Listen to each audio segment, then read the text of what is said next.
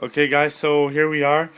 Um, Last time I talked to you guys, I was just saying I sanded the frame down. It used to be red and I was ready to build.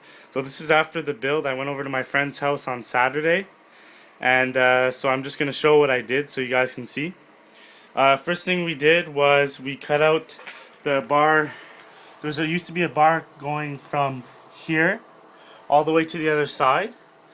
And the problem was that we were going to put a 60 tooth on for the gearing in the back, and we found out it was 8 inches in diameter, so it would have touched the back bar. So what we did, we just cut it off, and then we put a vertical section going up here, and then we just put a horizontal one going to the other side. And at the same time, what we did, we welded it to the where the bearings mount on, and these were floppy before. So what we did, we just strengthened it at the same time by welding it to the bar. So now it's pretty strong.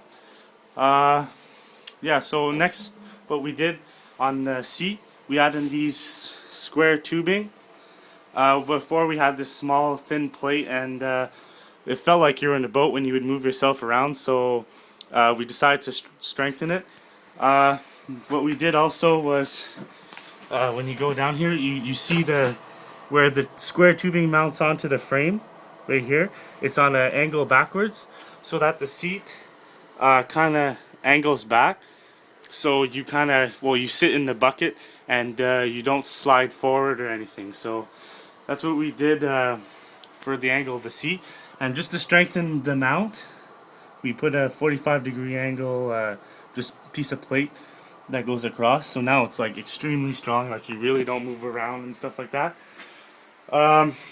What else we did was for the seat, what we did is, since the motor takes up quite a bit more space than we thought, because I'm going to put a torque converter on it, so we put the bar that the seat mounts on, which is this one here. Okay, we put it on a 6-degree angle, so I don't know if you can see the back bar right there is at a 90-degree angle, and then the seat is at a 6-degree angle, so 96 degrees. And what that does, it just gives the seat a little angle so that it's not awkward, you know, you're not moved over to the side too much. Yeah, so here I'll try and place it so you guys can see.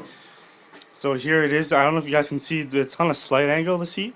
If you look at the bar where the steering column is, and you look at the seat, you can kind of tell it's on an angle. Okay. Also what we did, here there was a crack in the frame, just here.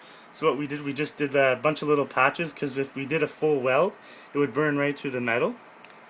So that's what we did, just to fix the frame up a bit. Before, the steering wheel wasn't aligned with the steering column, so this would be like, this is what it was when you were going straight.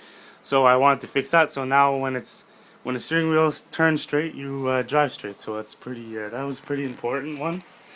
Also, what we did, we noticed that the spindles were well, the right one was a bit. I think it was 1 centimeter higher than the left, and I'm planning on putting slicks on this, so that would be quite. That would make quite a big impact on the driving. So what we did, we just cut a slot on the bottom of the frame here, just underneath, and then what we did, we took some straps and we just pulled the spindle here on the right, and we pulled it down, and we had the left one clamped, and what I did, just bent it and then filled the hole.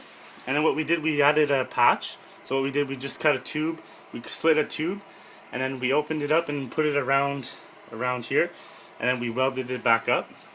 So that's what we did for a patch. It was pretty simple. Actually, it took us a while, but now it's the same height.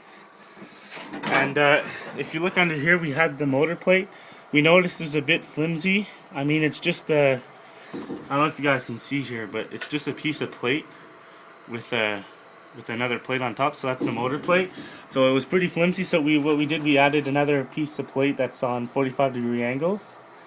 I did these welds. They're not the best. The ones up here I did, those ones were good because they were on a flat surface. But if you look on these ones here, those ones aren't so good, and those are mine. But they're all mine. But these ones were really tough to get into, so I had trouble welding those. So I'm pretty sure that's it for what we did on the go-kart. Well, like to the frame and stuff. But what's left to do now is just order an axle, because I had to cut my other one because I couldn't get the wheels off. So now I just have to buy another one. It's 1 1/4 inch, and then it steps down to I'm pretty sure 7/8. I'm not really sure.